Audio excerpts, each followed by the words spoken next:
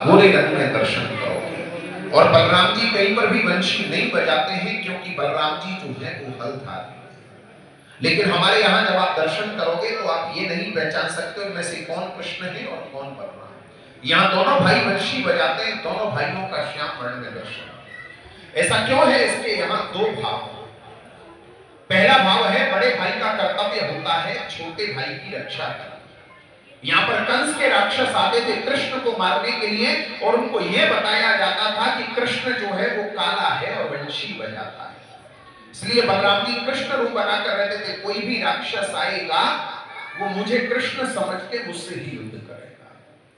और दूसरा भाव है, बलराम जी कृष्ण भगवान को चिढ़ाते थे।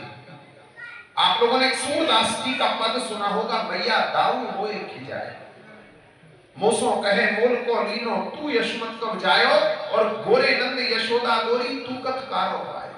बलराम जी कृष्ण भगवान को चिढ़ाते थे कि मैं गोरा, मेरी मैया गोरी, मेरे बाबा गोरे, तू यशोदा मैया का जाया हुआ नहीं है, तू तो अपने पैसे लेकर के मोल खरीदा है।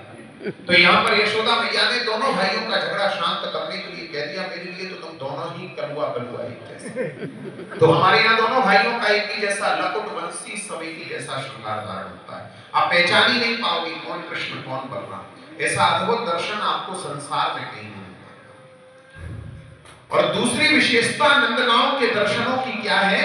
आप लोग संसार में जहां कहीं भी दर्शन करोगे वहां पे राधा और कृष्ण का युगल जोड़ी में दर्शन करोगे।